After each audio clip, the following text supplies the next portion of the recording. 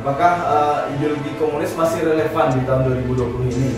Apakah layak untuk dibahas? Iya, benar. Apakah memang seolah kalau menurut saya menggiring opini, ya udah nggak usah dibahas lagi. Sejarah mencatat bahwasanya ideologi itu tidak akan pernah mati. Bahwasanya jangan alergi dengan pembahasan komunis. Jangan-jangan yang alergi.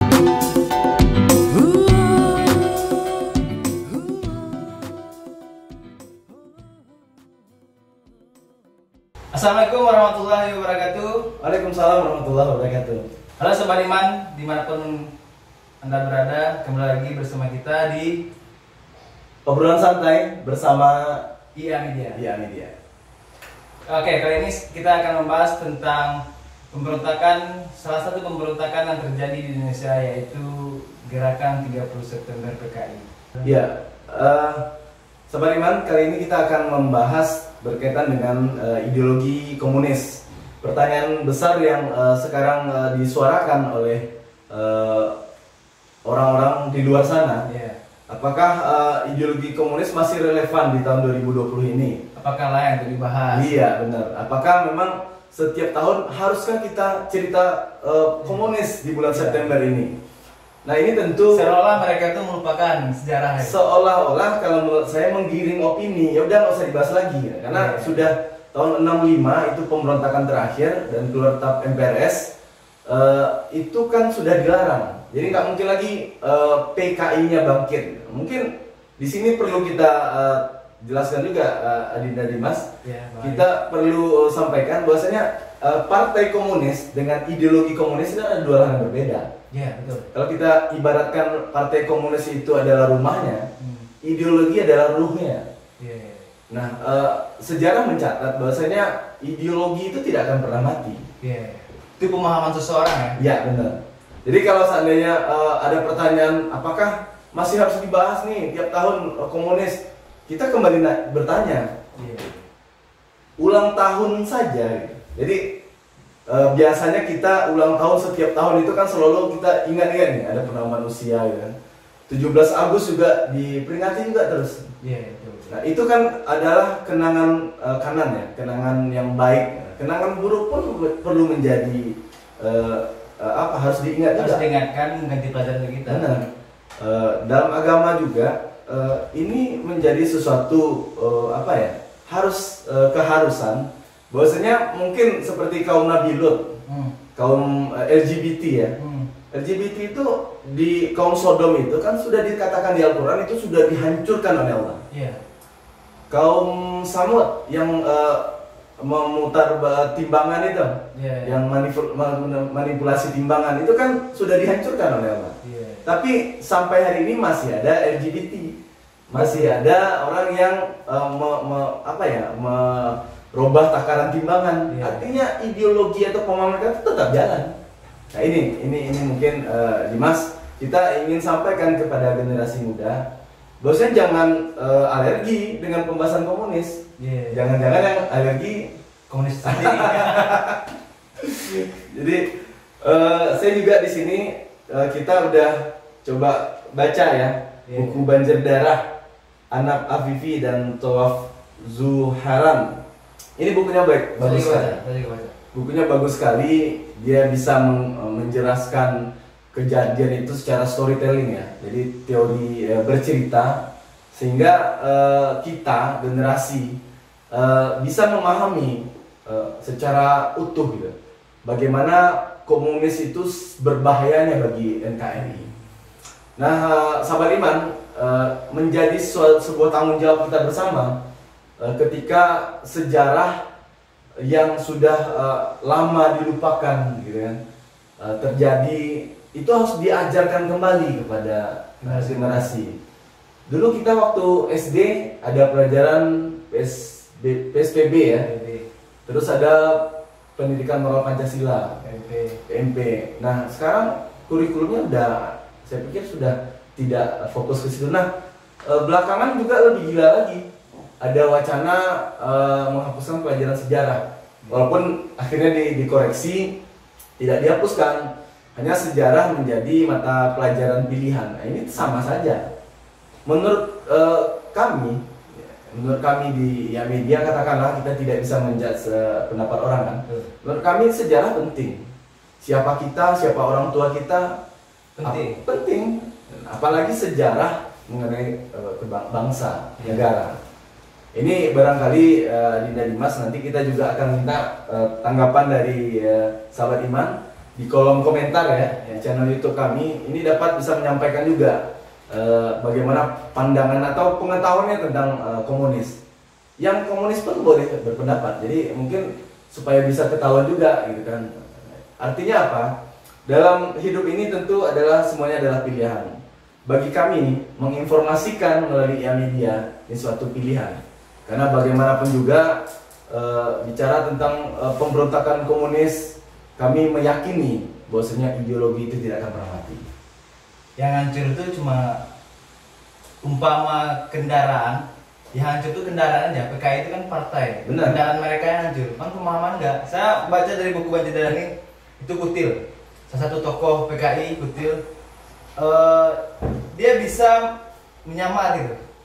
Maksud dia pintar ngaji, jadi imam sholat, jadi ustadz, tapi padahal dia itu udah berkeluarga, udah beristri, hidupnya udah bahagia, ya. Tapi tetap di bawah pemahaman PKI terus, walaupun dia pergi. Benar. Sampai melakukan pembantaian-pembantaian di daerah Jawa. Di daerah Jawa gitu, Kutil itu. Benar. Hari ini sebenarnya tidak jauh berbeda. Kita hanya terpisah ruang dan waktu, Dimas. Sebenarnya yang ideologi itu kan dia pindah dari ruang dan waktu yang berbeda. Katakan sekarang tahun 2020. Beberapa tahun yang lalu, kalau saya nggak salah di salah satu televisi ya, itu salah satu kader partai mengatakan dia bangga menjadi anak PKI. Dia mengatakan anak PKI masuk parlemen gitu kan. Ada salah satu partai yang memang menampung anak PKI. Logikanya seperti ini saya melihat Dinda Dimas. Kalau pemberontakan Madiun tahun 1948 ya, itu G30 SPKI tahun 65. Itu rentang waktu 48 ke 65 itu kan 17 tahun kan, cukup pendek ya. Cukup pendek. Nah, sahabat iman, coba kita bayangkan dari 1965 sampai 1998. 48. Sorry. Dari 1965 enggak, dari 1965 sampai 1998. Runtuhnya Orde Baru. Itu PKI bisa dikatakan hanya bisa melakukan gerakan underground ya. Karena memang waktu itu Orde Baru sangat represif kepada PKI. Menurut mereka, menurut kita memang sudah sepantasnya. Dari 98 sampai 2020 ini kan kita reformasi sudah cukup panjang. Nah ini tentu kita meyakini kekuatan orang-orang yang masih mengusung ideologi komunis ini tentu lebih hebat lagi dari tahun 48 sampai 65, 17 tahun dibandingkan dari 65 sampai 2020. Udah berapa puluh tahun mereka menyiapkan ini? 17 tahun mereka bisa dari 1948 sampai 1965 bisa membuat gerakan yang segitu masif dan besar di tahun 65 itu dan membunuh para jenderal. Iya. Sekarang kita pikir dari tahun 65 sampai 98 ditambah lagi tahun sekarang, itu kan udah puluhan tahun Bang Ari. Jadi kalau 17 tahun dia bisa mengkoordinir suatu gerakan untuk membunuh para jenderal, bisa jadi tahun sekarang nih mereka bisa mengkoordinir untuk justru saya melihat seperti ini. Mereka belajar dari kesalahan di tahun 65. Bagaimana mereka ketika melakukan itu mungkin overconfident ya. Pemberontakan 1965 overconfident karena mungkin pemerintah pada waktu itu agak sedikit memberi angin dalam artian menerima keberadaan PKI. Terus setelah itu PKI juga tidak dibubarkan oleh Bung Karno. Tidak dibubarkan. PKI baru dinyatakan sebagai paham yang terlarang, Marxisme, Leninisme itu melalui TAP MPRS. Nah, sampai sekarang ini masih terlarang. Nah, rancangan undang-undang HIP ya, atau memang sudah dirubahnya menjadi kalau nggak salah apa ya, BPIP ya. Itu. Cang Nonahib tadi itu sebenarnya ingin merubah lagi ini Pancasila, bahkan awalnya tidak memasukkan TAP MPRS sebagai landasan hukumnya. Nah ini barangkali menurut saya sahabat iman, kita, generasi kita, baik itu Islam, agama lain, kita yang percaya Tuhan, kita yang memegang teguh Pancasila, sebagaimana sila pertama itu adalah ketuhanan yang Maha Esa, itu kita punya tanggung jawab. Kita jangan diam. Sahabat iman di rumah kalau sebagai RT, RW, pengurus masjid, bahkan ketua dari organisasi-organisasi Islam, itu tentu harus melakukan beberapa hal. Kita informasikan kepada lingkungan, kepada keluarga, bahwasanya ini adalah bahaya yang harus kita sampaikan. Karena sejak pelajaran sejarah tidak mengajarkan lagi G30S, film G30S sempat tidak diputar lagi. Ini kan seolah-olah memang menjadi ada kekosongan sejarah terkait ini. Jadi ada beberapa generasi yang ketika ditanyakan mereka nggak tahu. Mereka, kamu tahu nggak PKI itu apa? Nggak tahu. Bahkan yang lebih ekstrem lagi, ada yang mengatakan PKI itu korban. Iya, karena beberapa PKI yang diduga komunis itu tidak disidang, langsung dipenjarakan. Kita balik dulu, ketika PKI membunuh ulama santri itu tidak ditanya dulu, langsung dibunuh. Ditembak. Iya, jadi kalau dalam masa itu saya pikir kita berada dalam kondisi dibunuh atau terbunuh. Nah sekarang tentu sebagai umat Islam, umat beragama lainnya juga saya yakin kita mesti tetap mengokohkan ini. Bagaimana Pancasila menjadi perekat kita. Jangan sampai dirubah lagi menjadi ketuhanan yang berkebudayaan. Ini kan lucu juga. Saya berpikir seperti ini, Pak Ari. Kenapa mereka ingin sekali merubah ketuhanan yang berbudaya? Sebenarnya Pancasila, sila pertama, ketuhanan yang Maha Esa, itu udah jelas-jelas sekali kalau PKI itu tidak ada tempat di Indonesia. Benar. Yang saya tidak habis pikir secara logika saya sampai saat ini, kenapa komunis itu bisa di Indonesia?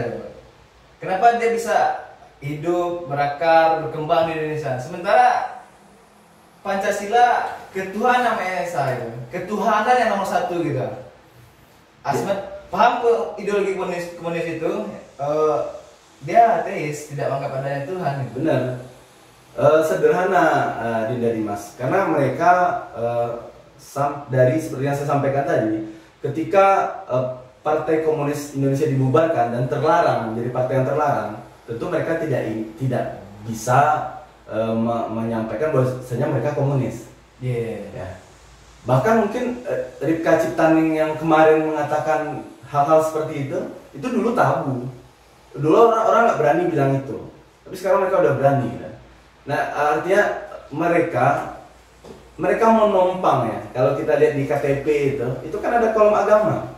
Mereka menumpang, bisa jadi mereka menumpang sebagai agama Islam, menumpang sebagai agama lain gitu.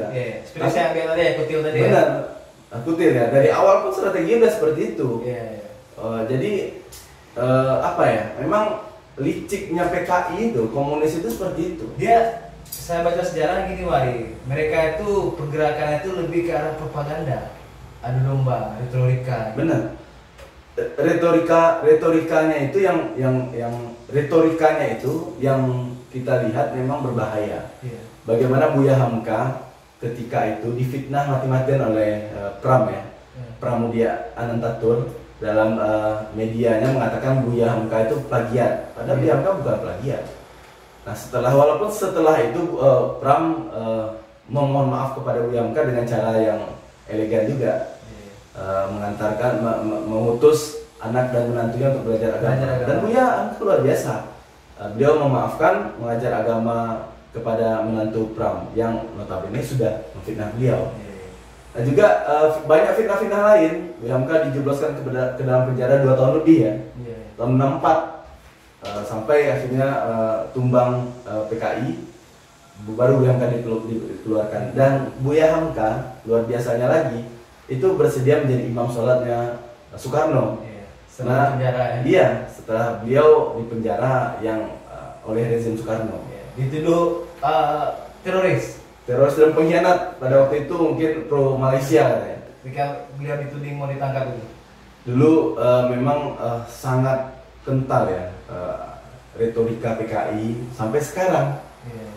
Sampai sekarang, jadi kesannya itu adalah mereka yang terzalimi gitu kan. Retorika itu sampai sekarang. Di media itu juga sering kita bersyukur ada IA Media ya. Ada channel-channel lain. Saya ingin sapa juga Macan Idealis di sini. Beberapa channel lain yang kita semua hanya ingin menyampaikan kebenaran. Iya, betul. Mungkin kita akan datangkan juga nanti para ahli sejarah. Nah, ini menarik Dimas.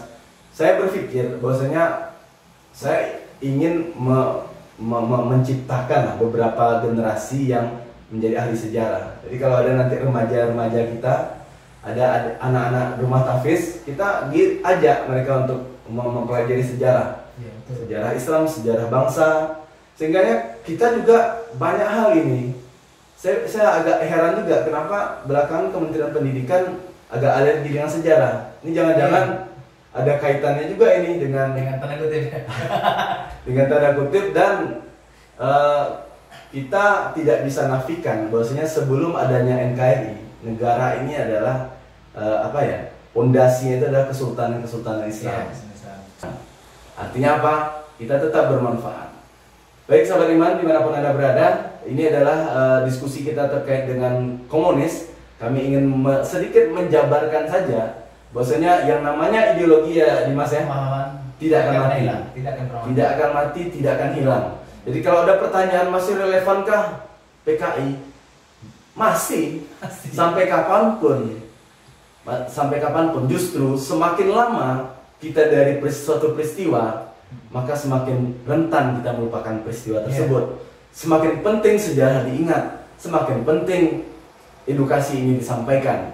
Tentu ini menjadi himbauan kepada kita semua sahabat iman, apapun profesi antum, dimanapun antum berada, tetap berjuang, tetap berniat. Hanya ada dua pilihan, antum menjadi tentara Allah atau antum menjadi tentara Dajjal. Oke, kita akhiri. Terima kasih atas atensinya. Assalamualaikum warahmatullahi wabarakatuh. Assalamualaikum.